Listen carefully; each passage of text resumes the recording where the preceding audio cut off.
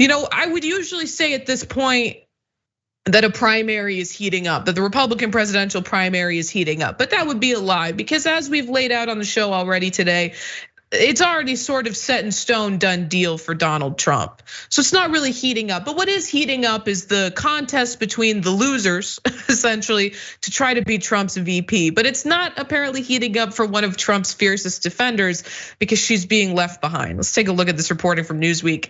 Just 1% of American voters want Marjorie Taylor Greene to be Donald Trump's vice presidential pick should he win the Republican presidential nomination, according to a new survey conducted exclusively for Newsweek. So despite all of her defenses of Donald Trump, despite all of her attacks on Joe Biden, and despite her dedication to pushing the big lie, Republican voters don't want Marge.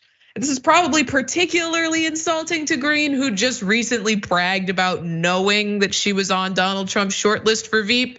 But let's just pull up who they do want from this poll.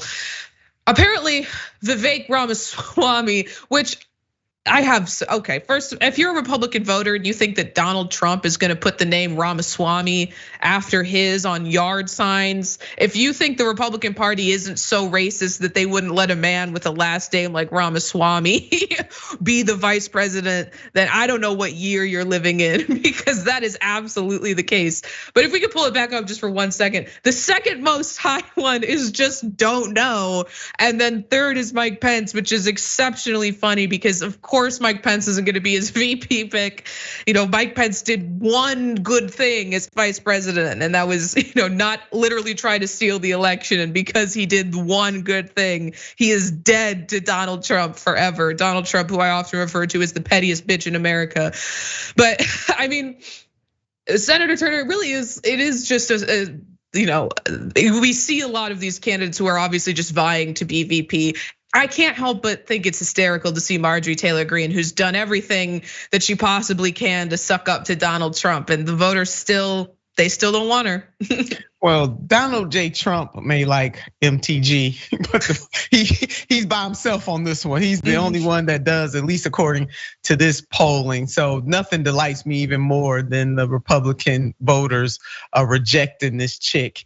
And your point about Ramaswamy, not gonna happen. First of all, not because of his last name in my estimation, which that is a point well made, but you can't have a bigger ego than Donald J. Trump and be on his ticket. That's why Pence was the perfect yin to his yang, and I use that loose. I probably shouldn't even use yin and yang the same. Let me reject that example I gave. Pence balanced Trump out, but that, just because he wasn't Trump's lapdog when it came to trying to overthrow the will of the voters in 2020, he got kicked out of the tower, so to speak, because of that. So Pence is out. I don't know. I think Trump made a calculated mistake by kicking Pence out, because Pence is the one person that didn't bring a whole lot of ego to the table, understood that Trump was the big dog, so to speak. Ramaswamy would never do that, and so Trump would be having to duke it out with him on a regular basis. He's not gonna have anybody that got a bigger ego than he does on his ticket, just plain and simple. Absolutely, and I have seen some Republicans, make the argument that because Donald Trump is going to be, sort of distracted by all of the trials he's going to be going through, at the heart of the primary season and moving into the general election, that he needs someone with a big personality like Ramaswamy, which I think is really funny. Because can we just pull up graphics 5 and then 6? Because Trump doesn't feel that way at all. Because this is what he had to say. And in a radio interview this week, Mr. Trump told Hugh Hewitt, a conservative talk show host, that he was unlikely to make an early decision on a vice president, brushing aside the idea that his running mate could help campaign next spring when the former president is facing multiple criminal trials.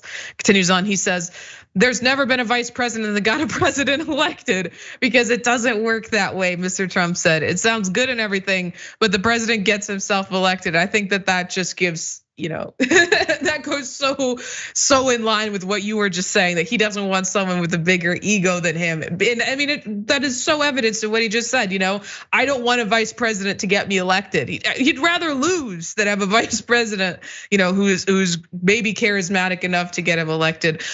But I'll just let you get the last thoughts in on this story. Well, he's not totally wrong, Ray, in that comment. I mean, we don't agree with most of what he said, but that makes practical sense. It is the name at the top of the ticket, so to speak, that carries the most heft. And God forbid if anybody else on that ticket even thinks that they carry more heft than him. He's just not gonna do it. I think Trump may surprise everybody and pick a woman this time. I really do. We'll see. That remains to be seen. But what we do know, it will not be. Well, I won't say it won't be because Trump might just do it for the hell of it. But let's just say the poll shows right now that the Republican voters do not want it to be Marjorie Taylor Greene. Right, I was thinking maybe someone more like Nikki Haley or Kristi Noem. We'll see moving forward, but apparently, according to Trump, it won't be for quite some time that he makes that decision. For more political news breakdowns, interviews, stories of activism, and me trying my hardest to care about the occasional big celebrity news story, subscribe to our YouTube channel at youtube.com/thedamagereport. And you can ring the bell wherever it is so you don't miss anything.